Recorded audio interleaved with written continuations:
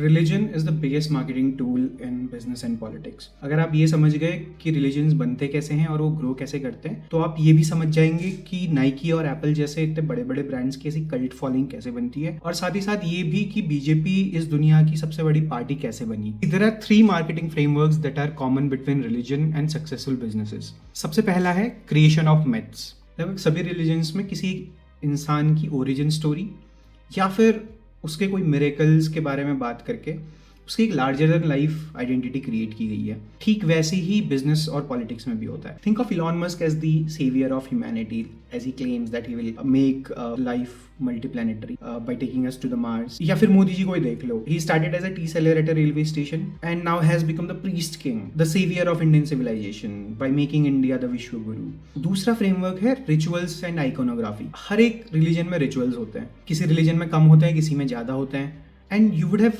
noticed that in every religion, in every ritual, the symbol of that religion is attached. Exact same thing is replicated by businesses also. Look at Apple. Every year when a new iPhone launches, लंबी lines दिख जाती हैं. Those lines are their ritual. या फिर आप देखो political parties के foundation day या फिर किसी बड़े leader का अगर birthday होता है, तो these political workers, they organize blood donation camps, they organize cleanup drives. These are all rituals. Ritual से होता ही है कि वो आइडियोलॉजी या ब्रांड आपकी हैबिट बन जाते हैं। And when brands and logos are attached to physical actions, your belief in that brand और आइडियोलॉजी इज आल्सो स्ट्रेंथेंड।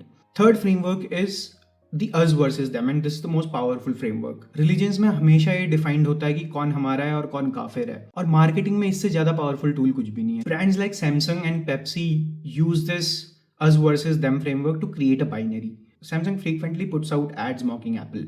इसे सैमसंग ने क्लियरली डिफाइन कर दिया है कि भाई मेरा दुश्मन तो एप्पल ही है, और फिर सैमसंग और एप्पल यूजर्स आपस में लड़ते रहते हैं। Same thing happens in politics also. BJP चाहती तो अपने सारे कैंपेन सिर्फ डेवलपमेंट फॉरवर्ड रख सकती थी, बट नहीं। There was a reason that they started Congress mukt Bharat campaign. They clearly defined who their enemy is and their followers took care of the rest. And this is how you build cult brands and political parties. If you have come this far in the reel and you want more of such decodes and frameworks, follow this account.